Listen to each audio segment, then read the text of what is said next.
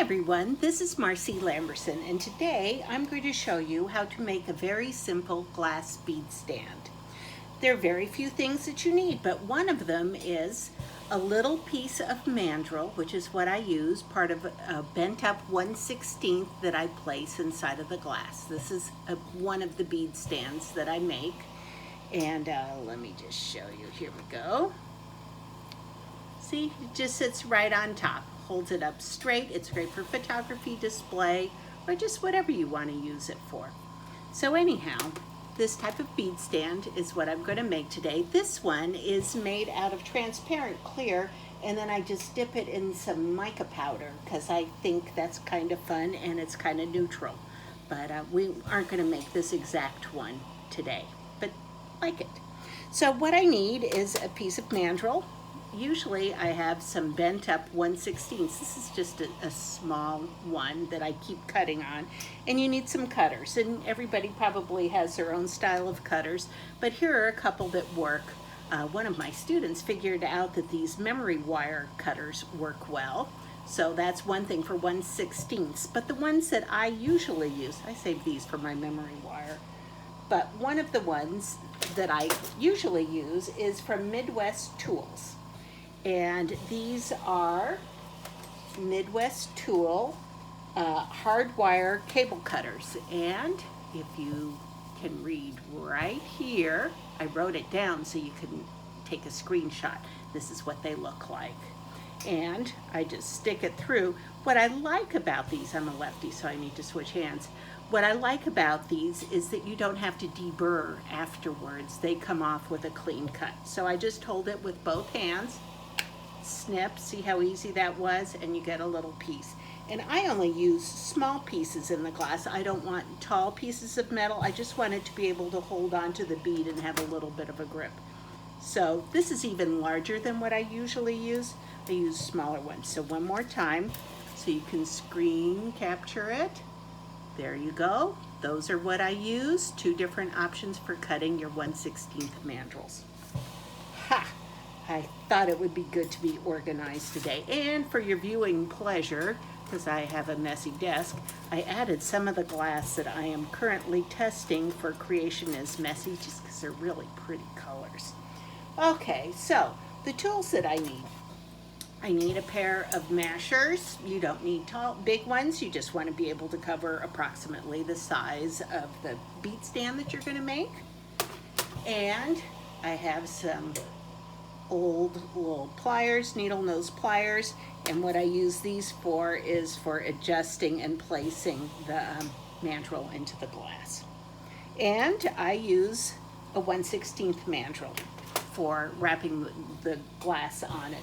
And the reason why, let me show you on this one. See, I work off of the end of the mandrel, so I want the smallest hole possible. So if you use a 3/32, it will probably be a little bit taller or wider, and if you're going to make a big stand, maybe that's easier. But just wanted to show you why I use a 1/16 mandrel. So let me light my torch, put on some glasses. There we go. And I'll show you the size that I normally use. What I cut was a little bit larger because I wanted you to be able to see it, but I use these tiny sizes a lot. See how small they are? Not a pretty hand, never going to be a hand model, but you can see how little they are. Okay? So I'm going to keep one of those out also. I just want to be able to hang on to the bead. I don't want something large holding it in place because the metal itself will hold things in place. So usually I use a transparent clear, but I've been testing glass, as I mentioned, and I have these two. This one is called Ice Mint. Isn't that a gorgeous color? And this one is called Lady of the Lake. And these are the new ones, some of the new ones that will be coming out soon. And this is going to be lasting probably a long time as a video. So April 2020 is pretty much when these are coming out sometime. So let me sit down and we'll get started. So I have my pieces here, And I've got my 1/16 mandrel here. Nothing too fancy. And I'm just going to wrap a nice fat barrel bead. And it all depends on how big I want it, how wide, how long, stuff like that. We're just going to make a small one so you can see how it's done. And then you can adjust to whatever size you want. Now, when I'm making beads, I tend to use the Dip and Go blue just because it's nice and sturdy. I think with this type of thing, as long as you're kind of gentle with it, you can probably use anything you want. And we'll just heat up some glass and get going. I kind of just popped that rod into the flame instead of letting it slowly heat up, so lost a little there, but we'll grab it and pick it up. I don't know about you, but I don't like to waste glass if possible. So another good use for these is I use sometimes my scrap glass, and it makes kind of fun little bead stands also. Doesn't have to be anything fancy. So I'm just going to lay some glass on here.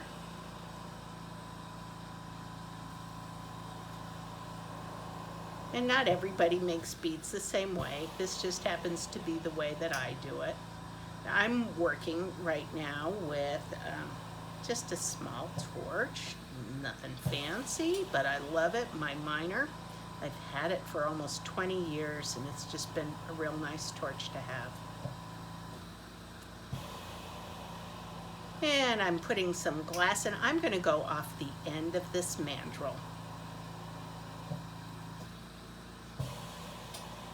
And it's just because you could make it like a regular bead and not go off the mandrel, but I figure it's nice to only have a hole on one side instead of two sides. It just kind of looks, the less holes, the better it looks. And you could probably do this off mandrel too, but for me, it's just because I'm so used to making beads. This makes it pretty easy for me. We're going to keep going. Oh, I do like this color, Lady of the Lake.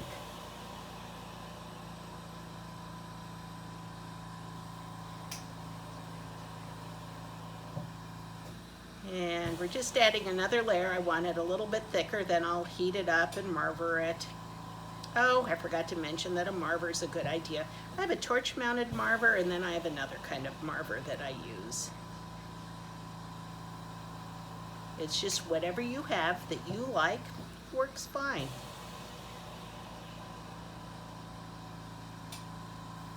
So let's start with this, and we're just going to heat it up, and I'm going to get the marver that I tend to use the most out. This is a Cote marver, and I love it. It's got a really wide surface on it, and it's lightweight and comfortable for my hand to hold. I've had this one for a long time too.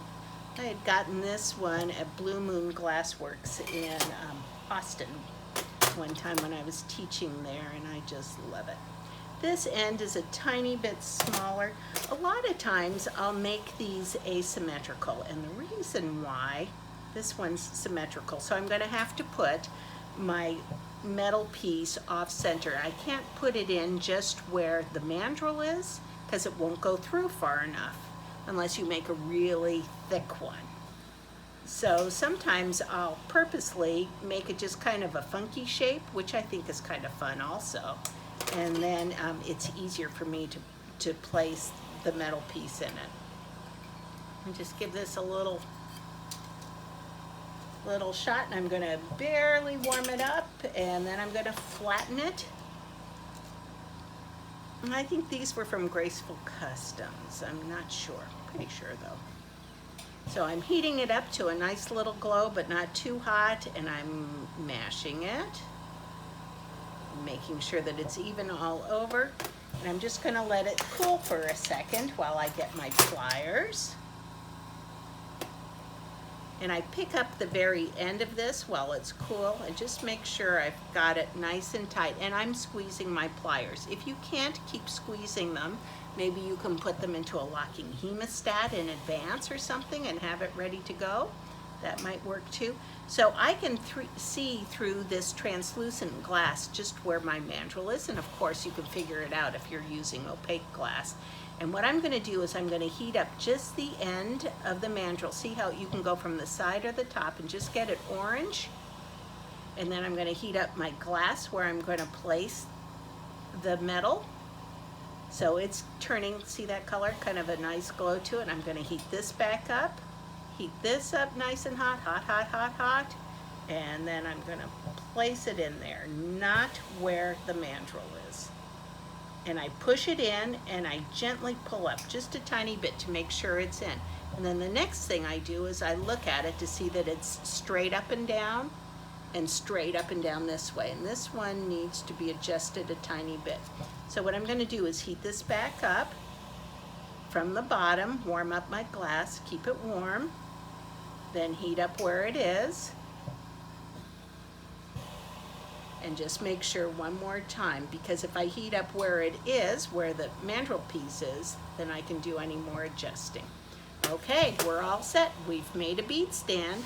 Hey, thanks for joining me and thanks for supporting the ISGB. Take care. Oh, there's another view of it. Hope to see you soon. Bye.